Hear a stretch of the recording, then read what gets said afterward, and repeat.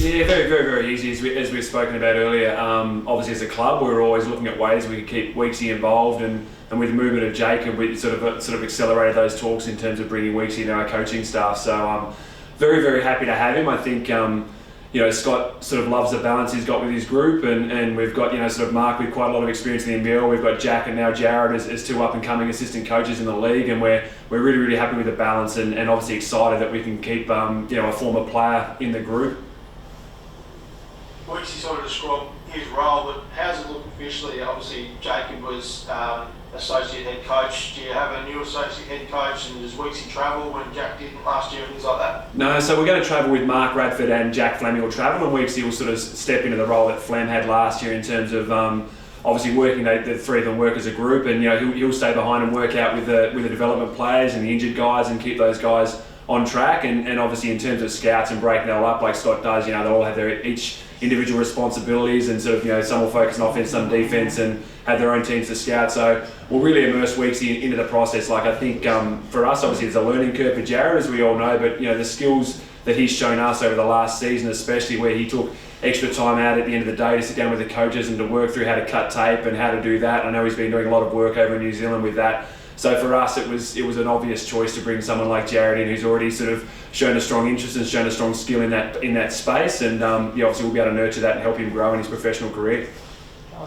And from a playing perspective, I guess, did Weeksy inform you that he wanted to retire? Was he in the mix for a spot with you guys if he didn't retire? Can you just talk us through that? Yeah, no, we're having discussions with Jared around what a role might look like with the Jack Jumpers, and where he would land with us during the season. And obviously Jacob decided to move on, so that sort of sped the talks up around the assistant coach's role. So that was great for us that we already had someone there that we felt we could more than competently step into the role, and obviously use that and use his experience and use his basketball brain to sort of balance out our group, which was really exciting for us.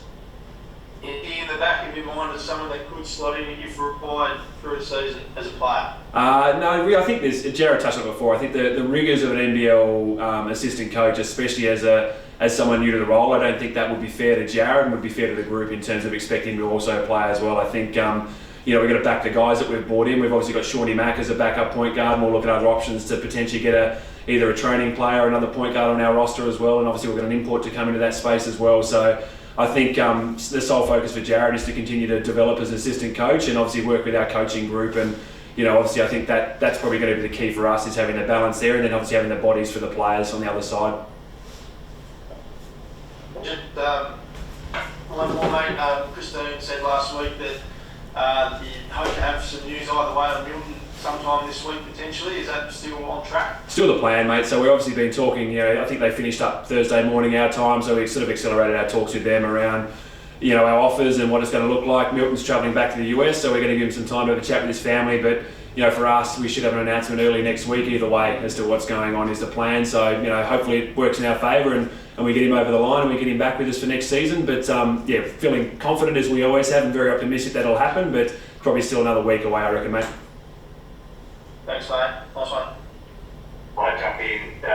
Jorrick, is there another player, I suppose, ready to go as a backup if Milton doesn't happen? Are there sort of two paths you can go down there, or is it Milton or bust? You're going to have to find somebody new? No, I think obviously it's Milton or someone new, I guess, is what we're going to look for. But I think for us, we're confident we can get Milton over the line. But as always, we've got our list of all the different positions that we're looking to recruit. But we're probably more advanced in a different import position if Milton does decide not to come back. But we're very confident. So hopefully we've got some good news next week. If not, we sort of start the process again and we work through the sort of second options on the list and see where we land there. And does that sort of knock over the first domino in terms of the other import positions? Are they sort of all lined up, ready to go behind Milton, or do you have to go and Yes and no. Like we know we need a point guard. I guess the last one to decide the probably key where Milton lands is how we get that third import and whether we sort of go a 3-4, 4-5 or a 5 type import, a big. So I guess that's probably the only one that we're still sort of working through multiple options. But I think regardless, we're going to need a wing in Milton's position, and we're going to need a point guard. So those two are set for us. It's just a matter of which options we go with.